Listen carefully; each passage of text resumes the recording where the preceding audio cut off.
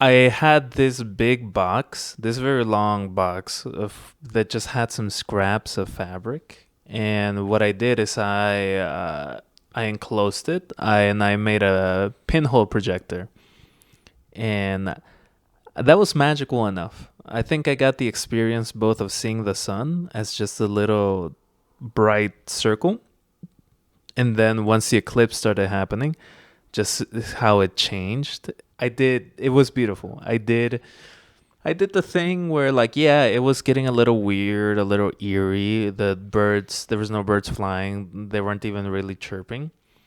But I did do the thing that every person needs to do. And what's that? I did stare at the eclipse for just a tiny bit Uh-huh. with my bare eyes. Yeah. And for those that don't know, because I know that we have listeners from all over the planet, we got someone from Norway, we got someone in Germany, like all over the place. In Chicago, we only got a partial eclipse. So, it wasn't like it got like really dark and everything changed. It was more like this feels like the vibe has shifted a little bit. But you can still The vibe damage did your shift. eyes. In fact, it's actually easier to damage your eyes because, like, so spoiler alert, I didn't have anything. I didn't have a box. I didn't have glasses, but I still went outside. I went to the park nearby, and there were a bunch of people in lawn chairs on picnic blankets, and a lot of them had their glasses or their box. And I was kind of trying to get to like do it without any of that. I was just like, putting my hand above on my forehead, like to try to obstruct You were the. just staring at the sun. Well, it was more like I tried to catch a glance, like, oh, is it? Oh. But like every time I caught a glance, I was like, you know what? Oh, like the sun is the hottest girl in the room. You're just like, oh, I'm just gonna turn very widely. But yeah, it was like, this kind of looks like the sun, or like like a holographic Pokemon card kind of type of thing. But yeah, I really, I did wish I had glasses, and I wish that I did have the box because it was kind of funny because, I was listening to the people around me, and they're like, oh, it's supposed like the peak is like in a minute, and then like like out of nowhere, people just started clapping, and it didn't really seem like anything changed. Everyone clapped. Well, not everyone, but most people were. They started clapping at like the high point, at the highest coverage, or just the moment it started I mean, I crescenting. guess that's the scary thing. Is like I don't know what the clapping meant. Maybe they all are like in a group chat and like someone like it's someone's. Actually, there was someone who was celebrating a birthday there, and it's someone and like the group of friends did sing happy birthday, but that wasn't what the clapping was about. But the point here is that this experience made me want to stop sitting on the sidelines, stop just accepting like the bare minimum and start actually living my life. Okay, all right, I Yeah. like that. And I really made that happen last night when I went to my third Jeff Rosenstock concert. Count them, baby. Not one, not two, but Three. three. And I know some people who have like been to 8 shows, so I'm not like at maximum Rosenstock yet, but hey, I'm racking up some good Jeff time. Right on. But yeah, I'll tell you a little bit about the concert. So, they started out. We had two openers, and then we knew that Jeff was about to get on the stage when "Chop Suey" by System of a Down started playing. Really? Yeah, Well, why? why not? I mean, I think they just like wanted like a song to like really hype up the audience and also hype themselves up because like they get on the stage maybe like 66% of the way through the song, and then like they sing like the last third of the song, and Okay. it's pretty clear that like they're into it. So I mean, it's a good song. and yeah, I mean, I really enjoyed the concert. It was all at the Salt Shed. It was the biggest show that they've ever played, and you could tell that like they were really happy. They talked about, or well, I should say, Jeff talked about how the first time he played Chicago, it was just for like 12 people in someone's basement, and the person whose basement that was, they were at the show, and like he gave a shout out to them, and it's just really great to see like someone's growth from like nothingness to like To everythingness. exactly. Yeah, I mean, so this show, it got me jumping up and down a lot. I just loved all the energy. Yeah. There was a lot of people who were crowd surfing. There was sort of like a mosh pit. I feel like it was more of like a respectable mosh pit where, like by the end of the night, like I guess you could say there was some moshing there. I wasn't like Were like people walking out to each other and just gently putting a hand on the shoulder and be like, I wasn't like all the way at the front, so I was a little bit further away. And I think that's usually kind of what I like to do. I was like part of the mosh pit, I think, for my first Jeff Rosenstock show, which was that Pitchfork Festival, and that was a lot of fun. I think it was like one of my first mosh pits, and I kind of liked just being on the very outside and like pushing someone when like they come towards me like back into the circle, but like not really like getting deep into it. yeah. But it can be fun to like just really feel all that energy. Well, we are talking about this because we're talking about Jeff Rosenstock, right? And I do want to know, like, at this concert, when you were there, you said you were sitting in the back. Standing in the back. Standing in the back. Hey, I mean, same diff, sitting, standing, laying down, flying. Yeah. And when I say the back, I meant like the back of like the mosh pit. I wasn't in the back of the entire thing because I do like to get as close as I can get without like making people mad. Because hey, I am a relatively tall trans girl. Like I'm 5'11", and like I don't want to like stand right in front of like some of my 4'11" queens. Yeah, and I am taller than Marcy. Mm-hmm. I will not confirm my height right now. Yeah. You have to pay for that. Yeah, that'll be in the Patreon. And they came out to Chop Suey. Mm-hmm. They started going at it. And how were you feeling at this time? I was feeling, I think originally, okay, so I'll tell you this. Classic Marcy, the bag I brought was too big, so I had to like check it at the door. And I had to make a decision. Do I sneak my edibles into my jacket pocket? I ended up not doing it for a few reasons. One, I was like just scared because the security person was like looking at me. And also, I don't know. I just thought like it might get a little bit risky. Like if I get high and I don't have my bag on me, because I basically have like my phone in one of my jacket pockets and my wallet in my other jacket pocket. I was like, I might have the best night ever if I get high, but I might like lose all my stuff. You never know what's going to happen. So I was a little bit anxious at the beginning. I was like, damn, is this concert not going to be as fun as I expected because I'm not getting high? But then I got one cider, and like pretty soon into it, well, I just got the urge to like down that cider.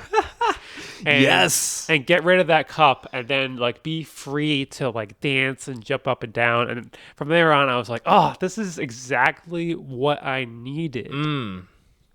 Yeah. I mean, being the third time that I've seen him, I do like that. Like the experience has been different at each show. The first time I saw him was at Pitchfork Festival in 2017. This was after he'd released Worry, which is the main album that we're talking about today. Second time I saw him was after Post, which came out in 2018. So, it's been a few years since I've seen him, and he's released a few albums since then, including Hell Mode, which came out last year, which is an album I like a lot. And there's definitely like a different vibe from some of the songs on it. But at the same time, Jeff played about 33 songs. 10 of those were from Worry, an album that came out in 2016. So that really shows the staying power of that album. I see. Yeah. And I didn't know anything about Jeff Rosenstock before you cornered me and like threw me on the ground and said, we're going to do a podcast episode on my king Jeff Rosenstock. And like I don't know what you're wearing, like football pads and a helmet, but whatever. And since then I have heard it, and I am excited to get into it because I got thoughts. Yeah. So I didn't force AP to listen to his entire discography, which like would be, I mean, I haven't even listened to his entire discography because like he's been making music since he was 13 years old. I mean, he was in a little band called Arrogant Sons of Bitches, a ska punk band, and then bombed the music industry starting in 2004. But I didn't really get into him until, he started making music, quote unquote, solo. Of course, he has other collaborators, but it's under the name Jeff Rosenstock, and his touring band is Death Rosenstock. But yeah, all AP had to listen to was Worry. Yeah, 2016's Worry. Yeah. And this is an album that I feel like it has a very Trump era vibe to it, but it came out like before Trump was elected president. It came out in October. So like 2 months before, or yeah, like effectively 2 months before Trump won the national election. Worry, yeah, came out October 14th. And yeah, I think a lot of like quote unquote Trump era art I find to be cringe. It feels like, especially now that like, We lived through it. yeah, we lived through it. We might be about to live through another Trump era, but that's another topic for another Lord time. willing, right?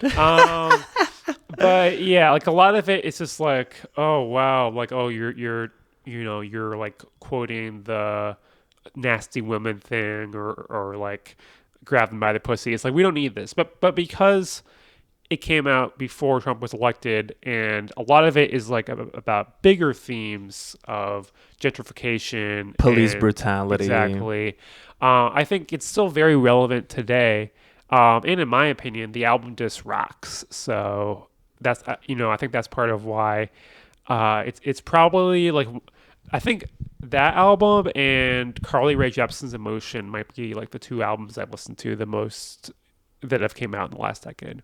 Okay. Just a Carly Rae Jepsen shout out right there. Okay. Yeah, as I was listening to it, I was picking up a lot on these themes. Yeah, and I did some research, and I'll bring it up. But I am in so much agreement with this Trump era liberal like writing. I don't know about liberal though. I feel like most liberals, especially this was before 2020, like wouldn't have such abolitionist politics in it. Well, I think part of it is that, as AP was doing research on this, like, and when you're like searching for articles, most of the articles are going to be from a liberal perspective because like that's just like what most of the media that is made in America is. It's like most of it isn't as anti-capitalistic as Jeff Rosenstock's music is. Yeah, and he gets anti-capitalistic like all through this this bad boy. Yeah, and I think that's part of the reason why I was so drawn to this in 2017. I was preparing for the Pitchfork Music Festival, which was kind of like one of the two main events of every year that I really looked forward to. This is a festival that my sister and I would go to every year together. And I usually just like listen to almost all the artists who were going to be playing the festival. And Jeff Rosenstock was one of the two artists that I was like, damn, I really need to see this person. And I think part of it really was that like after Trump won, I was searching for like, how do I get politically involved? Like, especially because I knew that like the Democratic Party like wasn't the answer. Like that became very clear to me, which is why I started getting into socialism. And then here comes Jeff Rosenstock, and the stuff that he's singing about just feels like it's really speaking to me and speaking to what's Uh, happening in the world. Jeff Rosenstock is a marker on your socialism road. I think so, yeah. Wow. Okay. All right. Well, I okay. I did not know that. Marcy lore unlocked. I just picked up a codex entry and it said it said Jeff Rosenstock is a mile marker on Marcy's road to socialism. Yeah, I mean, I think I had already gone to like DSA meetings before I listened to Rosenstock, so it wasn't like Jeff Rosenstock like was the thing that got me into it. It was more like happening parallel, but yeah, I think it was definitely. I think it was really good for me to have that art at that time. Yeah, I get that. I get that. I'm not gonna get too much into my time during 2016, 2017. Um, but I will say, yeah, they felt like there was kind of a need for a certain catharsis that just couldn't be found in, well, anything, and Yeah. especially anything that I was around in. Yeah, and catharsis I think is it's a great word choice because when I was at the concert last night, catharsis is what I felt a lot. And I think a lot of it is that you're surrounded by other people who also love Jeff Rosenstock, who are also like yelling the words to the songs. And it feels great to like be with other people who have felt the same things, who have also felt angry about like how powerless we feel, but then you feel less powerless when you're with other people, screaming that stuff. Mm. Hmm. I get that. I Yeah. get that a lot, especially in some of the shows that I've been to that are, and some of the shows that I'm going to later on this year that I assume will have the exact same level of like, yo, this bullshit. Hey, how about everybody? Let's not kumbaya, but let's yell fuck you. Uh huh. Yeah. All right. Let's start getting more into some of the themes of this album. So, housing I think is a big one. In especially gentrification. So I'd like to hear from you, especially as someone who who has been listening to this album for the first time. Like, what were some of your thoughts on like how the album talked about this? As I was listening to it with virgin ears, I started listening to it, and this album is really split into an A and a B. In the A part, has a larger narrative, or each song has a narrative to it. It definitely has some things that it wants to communicate. And the second part has a much more streamlined and overarching narrative in between all the songs that really show this sense of housing anxiety. I see it a lot in Hellhole, the song in part B, and you see it. The housing anxiety is at the fore. The hellhole is the apartment, but it's also like a Schenectady for living in a country where neoliberal policies makes everything shit, and especially housing. And like he says in the song, we don't want to live in a hellhole. He also says that like this feeling of being forced to live in there is caused because of assholes, as in the landlords. So yeah, very very forward with this pro housing, or maybe I should just say this definite feeling that gentrification and housing anxiety is at the top of mind for a lot of people in 2016. Yeah, and so Hellhole is inside this medley that's at the end of the album, and I think this medley is a big reason why I love this album so much. For those who are listening along at home, The medley starts with "Bang on the Door," which is like a boom, amazing song. And Hellhole is like so last night Jeff actually started his encore with Hellhole Mm. because he asked the crowd, "Do you want to hear one song? Or do you want to hear 7 songs?" And I think you know what happened next.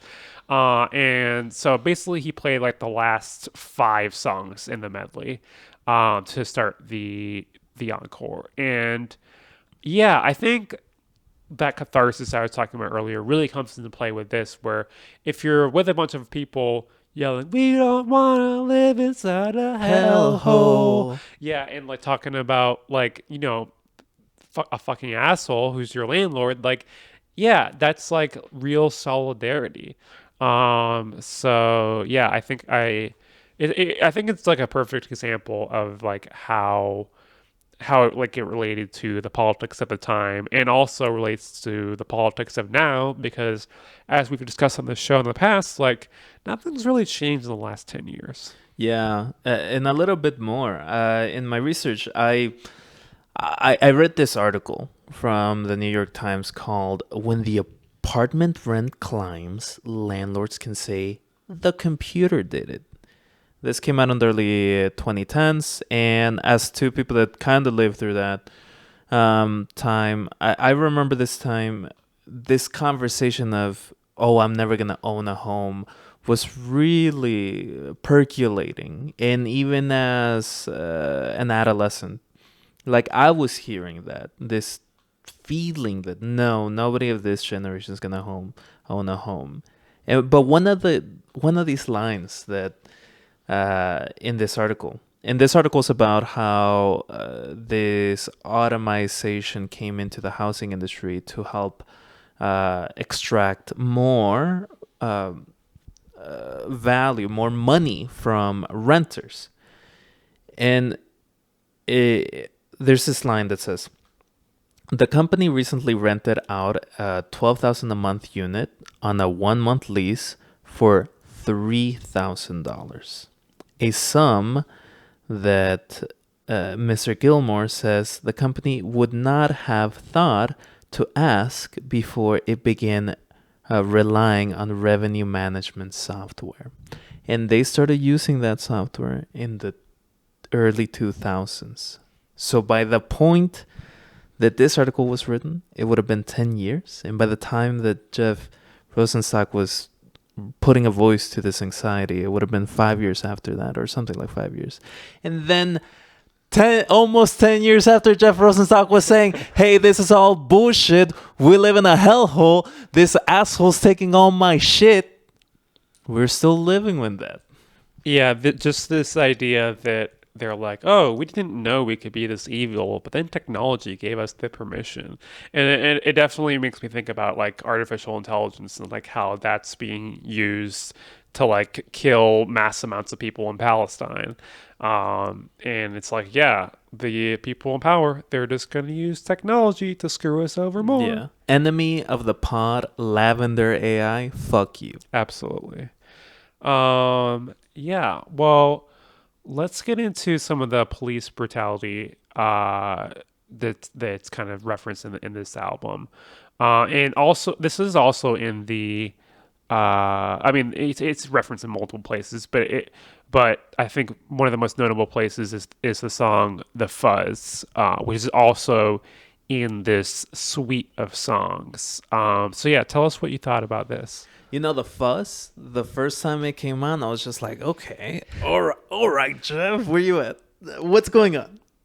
How much are you putting into this? And like it kept going and it kept going, I just found it so good because it's so in your face about what my man is screaming about. And what kind of like, so like I like the song, but like when you were listening to it, or in your mind, what does the fuzz like stand for? This song, what does it stand for to you?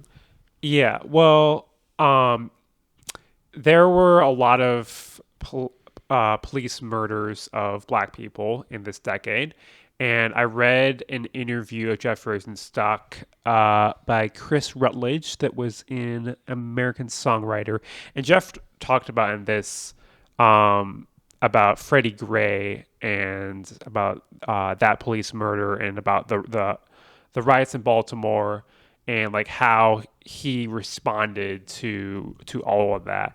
And And Freddie Gray was murdered in April 12th, 2015, which would have been a year before he started really like getting into recording this album. yeah.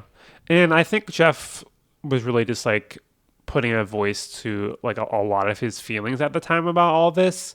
And I think it's really important that like he like names like the cops as like the people who are like uh doing this, because I think like so much, especially before, well, I mean, this is why like the genre of punk and like going against the establishment, I think, is so integral to this, because like especially before 2020, like a lot of media tries to portray the cops as like, well, some of them are bad, but here's the good ones, which is definitely like not how Jeff does it. No, he's got some choice lines in here.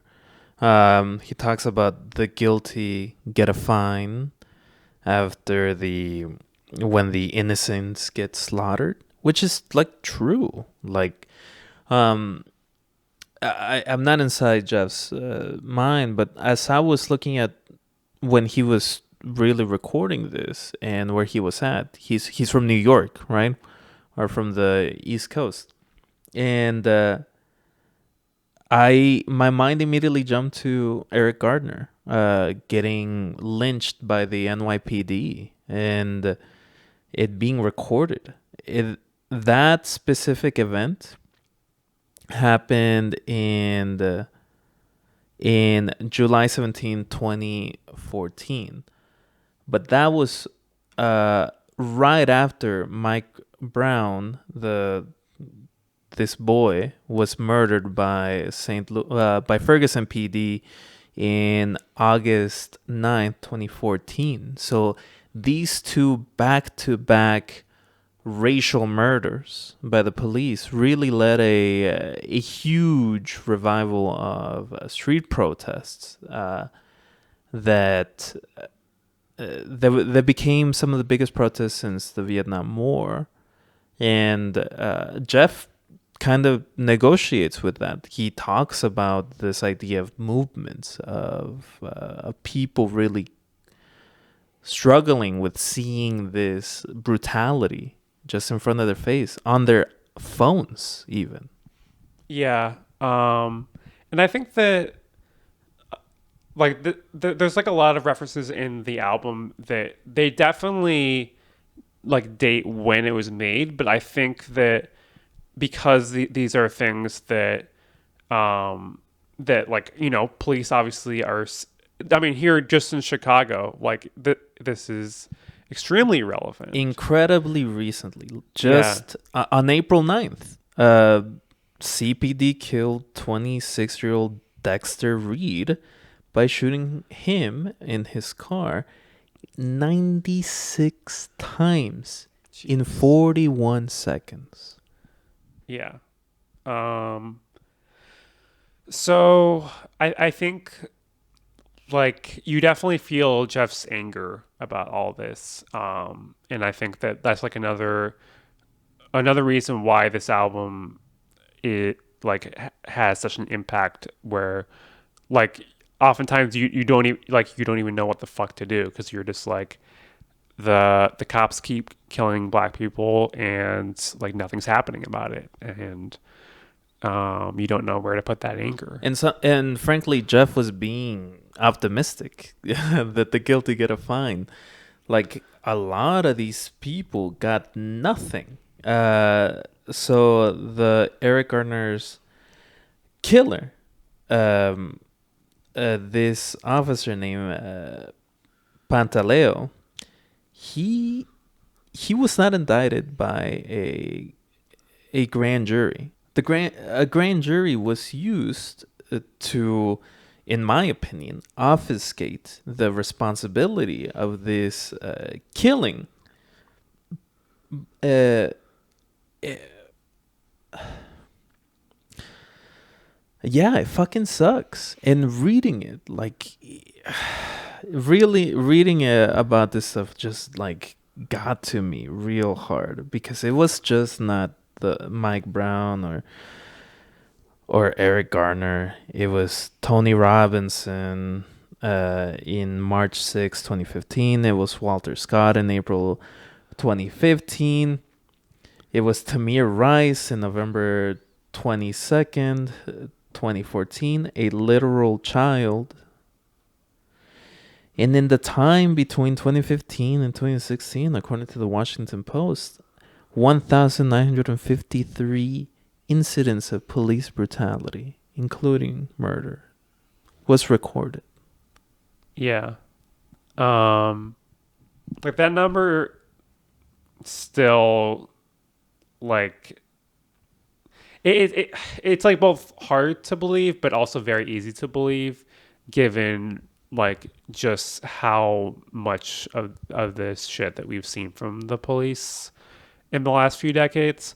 And like one thing I'm also thinking about is that I feel like a lot of these a lot of these were reported in very isolated ways where oftentimes you had to be on Twitter to, see the protests in Kenosha and like the way the media would handle these would they would always try to like paint a picture of like, oh, well, what if this happened? And yeah, I think sometimes you really do have to just like sit with like the amount of violence that cops did and still do. It is so weird. Like I did one of the most tragic things you can do as a person with the ability to read. I looked up some stuff about that the New York Post was saying about Eric Gardner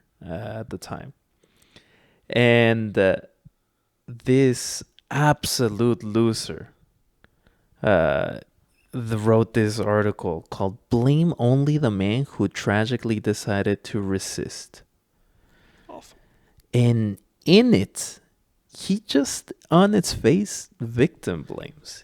He says he was a victim of himself. It's just that simple.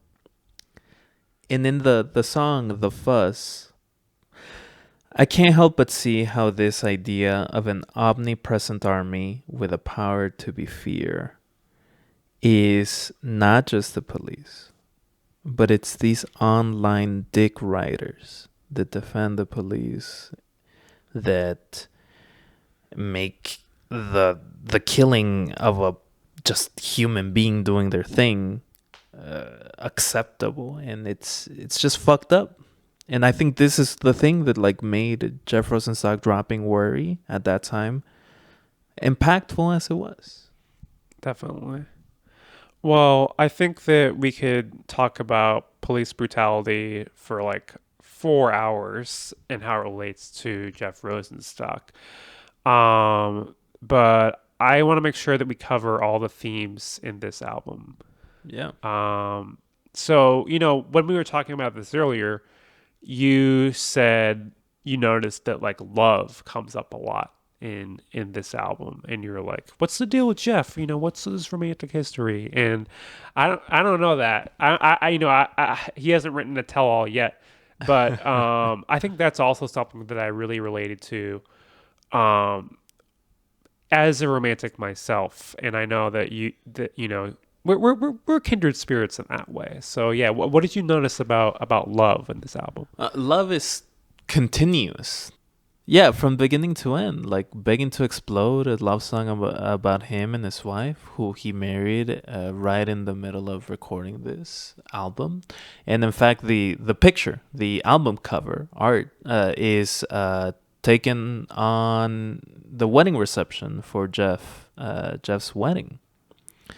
And at the end of it, the last song, Perfect Sound Whatever, I I see that as kind of like this double time lyricism where he's like declaring both his love for his like wife and for his fans, where he's saying he's not gonna be perfect, but he's gonna give you this album, and he would rather give you this album than to find the perfect words. And especially that hits hard, especially after the previous song, which is While You're Alive, where he does says love, it is worry. Yeah. So Yeah, I find it beautiful. definitely. Yeah, those last two songs are two of my absolute favorites. And yeah, I think when I'm feeling, Jeff has a lot of songs that help pump you up, where like you're feeling bad about yourself, and then you listen to Perfect Sound, whatever, and then uh, you're reminded that perfect always takes so long, but because it doesn't exist, and then you just shout, "It doesn't exist! It It doesn't doesn't exist! exist. It doesn't exist!" You just keep shouting that, and of course that's like a great time at the concert.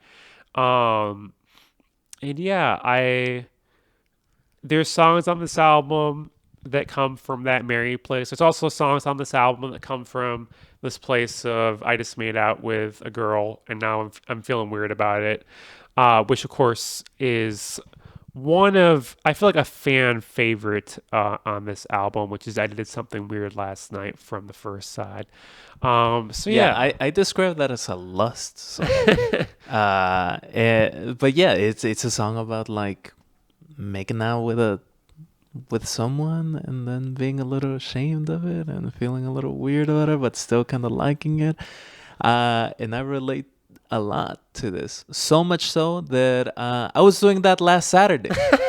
Oh, okay. Humble brag. Actually, there's nothing humble about that.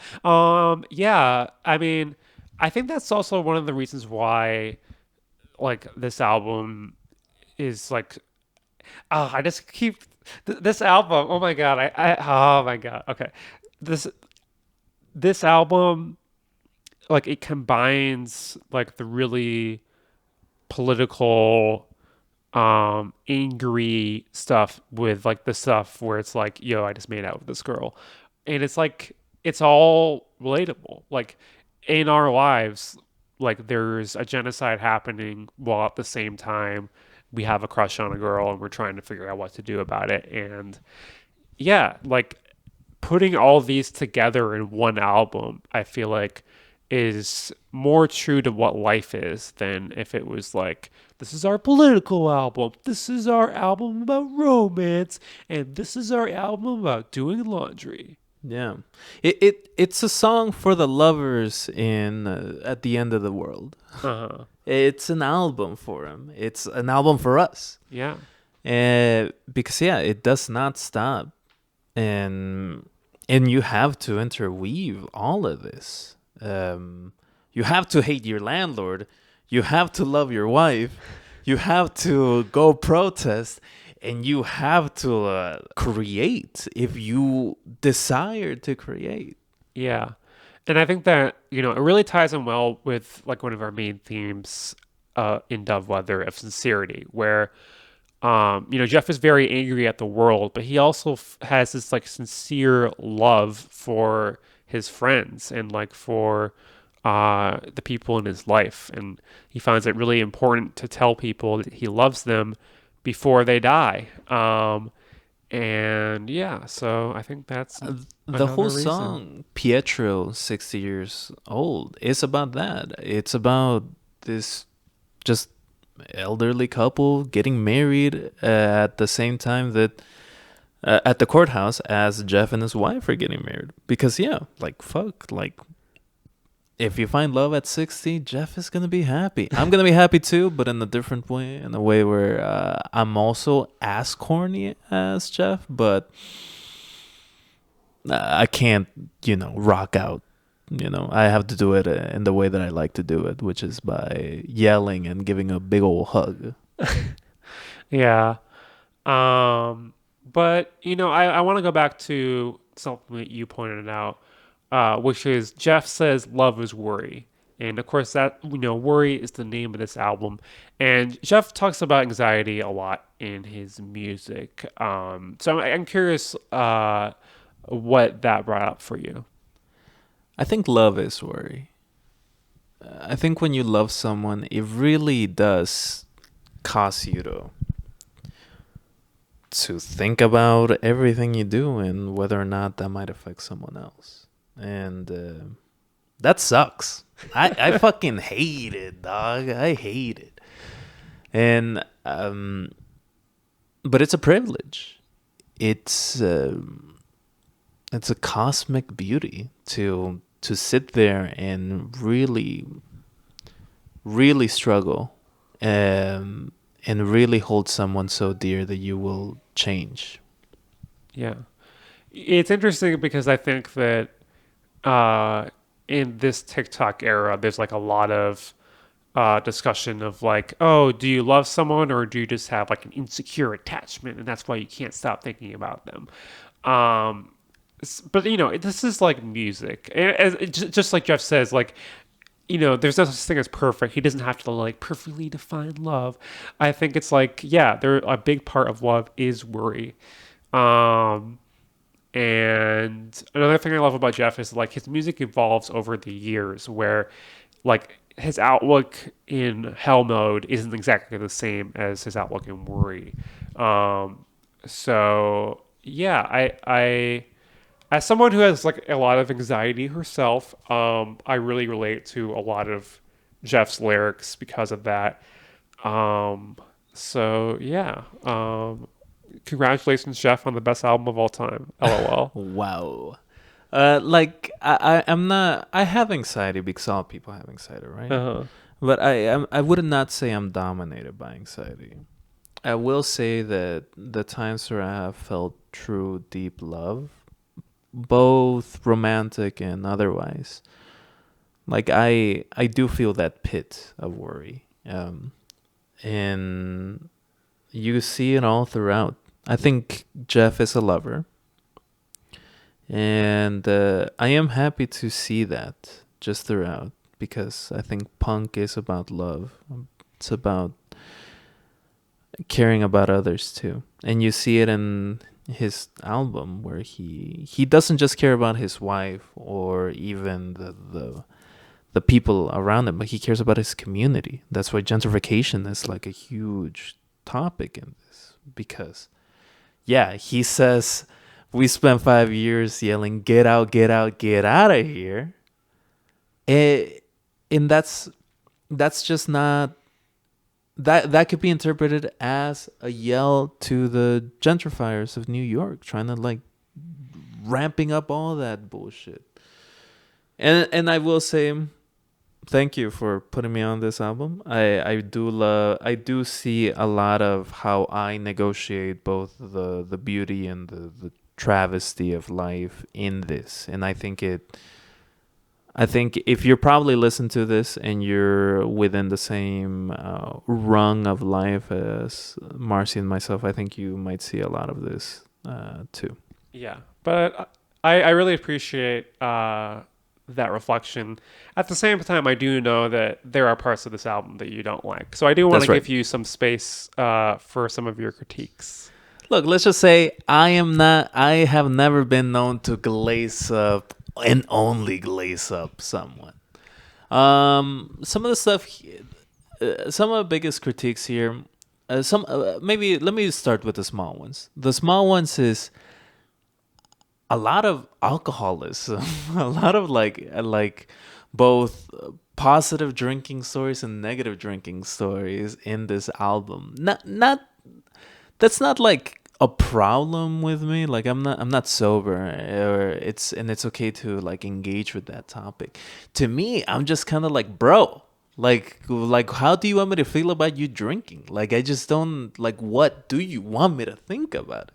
Yeah, I mean, I don't think he wants you to like think a certain way. I feel like he's more just like talking about what's happening in his life and the life of the people he's with. He's not hiding anything. Yeah, another small critique is this feeling that that the actual voice of Jeff is so in the mix of instruments you can't really hear it sometimes. You can't really enjoy it. I think he's got a nice voice, but some of it, but he's drowning in a six-string guitar, and I threw a rope. I threw a life vest, and I dove into to help him get the stuff, and he's still not doing it. He wants to be in the mix. Yeah, I feel like as someone whose favorite band in high school was REM, I am like 100% okay with like not being able to really hear the lyrics and having to search the lyrics online to actually see what's going on. But yeah, I understand that. And I know that I'm glad that you do like his voice because there are a lot of people who don't like it. I think that's like the biggest barrier for a lot of people is that they find him too whiny or they just don't like the yelling. But yeah, I He think is a little whiny and he is a little yelly, but so am I. yeah. And yeah, I'm also curious because Jeff Rosenstock was in a ska band, and there's definitely some ska stuff in this album. What did you think of that, and did you want more of it? I would say that launches into some of my biggest critique. First of all, I love ska. You will see me skacking. If you get to know me in the bass tones or Operation Ivy or especially Latin American ska, you will see me skacking. The issue comes in that he teases me. He is such a tease. He is over here, and I hear it. I know he could do it. I know he's got the ska within him, but he just teases me and always goes back into this kind of like very heavy and layered and grimy sound throughout the whole album. Rainbow, which is a very short song, a very ska influence beginning to that song, and when it came on, I was moving. My shoulders were moving, and he comes in once again with that grimy sound that just takes over. And I looked it up. He's got some influence from like Operation Ivy, which is if you're a ska head, like Op Ivy, and in the biggest critique that I can give to this album is that it just all sounds the exact same. Any one of these songs feels like any other one of these songs. Of course, that's called a genre, but bro, I know he can do different. I know he could be different. I know that he could. I know he can. I know he's got chops. And it sucks seeing him in this box the whole time. Yeah. Well, while I don't agree with this critique, I am glad that you are giving it to all of us. As I am someone who definitely doesn't feel like every song on this sounds the same.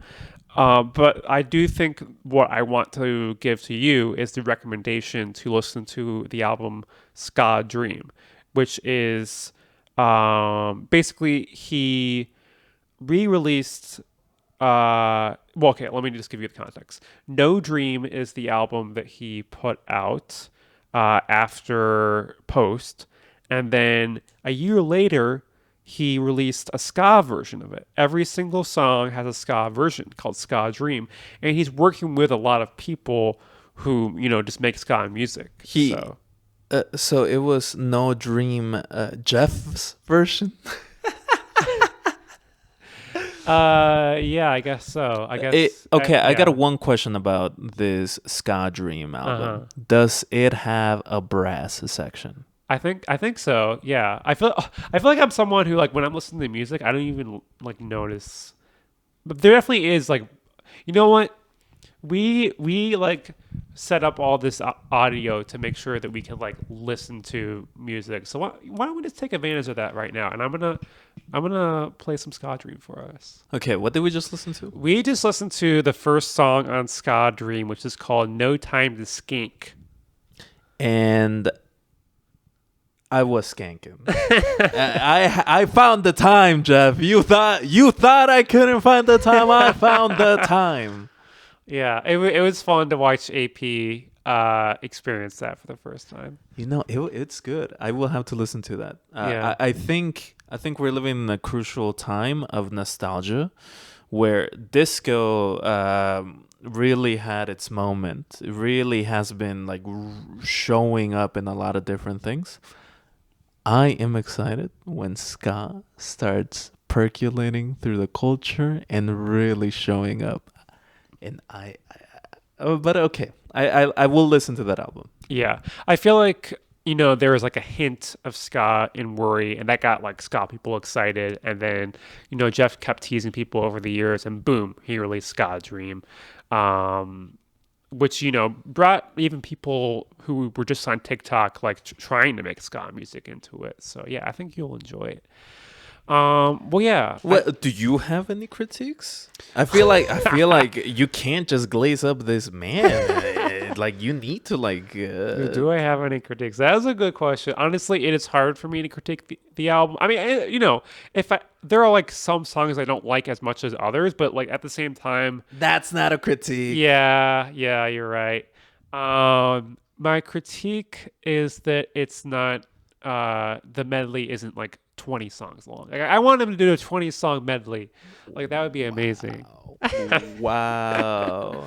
If Jeff Rosenstock has no fans, it's because you're dead. Right? Okay, well, I want to end on a note that brings us together. There's a song that we haven't really touched on yet that I know we have a lot of thoughts on, and it's "To Be a Ghost." So why don't we listen to that, and then we'll come back to you with some thoughts on that. Right on. I think this is my favorite song off of the album. Uh-huh. And it really grabs everything we've talked about. Yeah.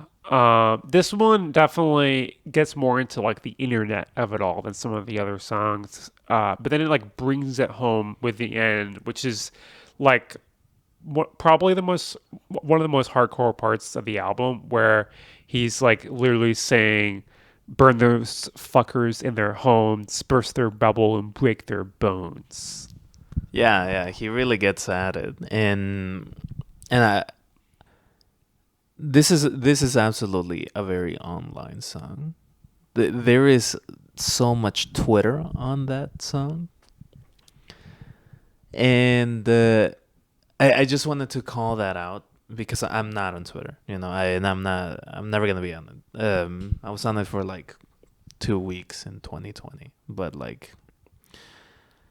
So as someone who isn't, like I do see that paint used here, but it's also a very anti-advertising song, which I really like, and how the internet and how advertisers really connect together. He's got this line, "born as a data mined for target marketing," which is like, which him as a musician would have been privy to, like a lot of how online marketing is being used, especially being in the music industry. But that reminded me of this quote from Naomi Klein's Doppelganger. It really reminded me because this conversation has been going on for a while now, once again. And Naomi Klein came out with this book last year, and the quote is, "The Faustian bargain of the digital age-free or cheap digital conveniences in exchange for our data was only ever explained to us after it was already a done deal. And it represents an enormous and radical shift, not only in how we live, but also, far more importantly, in what our lives are for. We are all mine sites now, data mine sites. And despite the intimacy and import of what is being mined, the mining process remains utterly obscure and mind operators wholly unaccountable. Spit and fire. Yeah. Truly just like the way that that Jeff is able to put into like one line what Naomi Klein in it spends that paragraph saying, like, wordsmith. Yeah, Jeff Rosenstock, Naomi Klein, handshake me. Yeah, and I think, thinking about advertising and marketing, this also relates to one of my favorite songs on the album, Festival Song, which Jeff Rosenstock, like, he performed at the Pitchfork Festival, and right before it, he was like, you don't have to, like, purchase lifts just because you're using the lift charger at a Pitchfork Festival. And he's basically like, he's going against the sponsors at the festival, and then he's like, $7,500 for us to pay this festival, which like he wasn't really supposed to like reveal that. So he's like going against the grain and really trying to flop the tables on these marketers. In 7,500 is so it's disgusting. Like that is such a low amount of money. Not as a like, yeah, it might be a lot of money for some people. It's a lot of money for me, frankly. But that's not the value that's being brought by these artists playing these festivals versus what they're getting is so unaligned, and it is. Yeah, but it's good. I like that. Yeah. And to bring it back to be a ghost, he's like, they want you to be a ghost, but we've got power because they can't stop the things that they refuse to see. And yeah, I think that's something that we can carry forward with us. There's like a lot of evil in the world. The capitalists are trying to turn us into ghosts, but hey, they can't stop us. We've got each other, and we're gonna win. Yep. We're gonna love and we're gonna skank. Exactly. Well, that's about all the time we have for today, but we hope that some of you check out Jeff Rosenstock. Don't stare at the sun for too long, and we'll see you again soon. If you love this podcast, give us a review, give us 5 stars, and just a little sneak peek to next episode. It's also musical, but this one is about a perpetual flame. Yeah, this time it's going to be an AP pick, and Marcy is going to have a lot of questions. Tune in. Enjoy yourselves, y'all. Bye.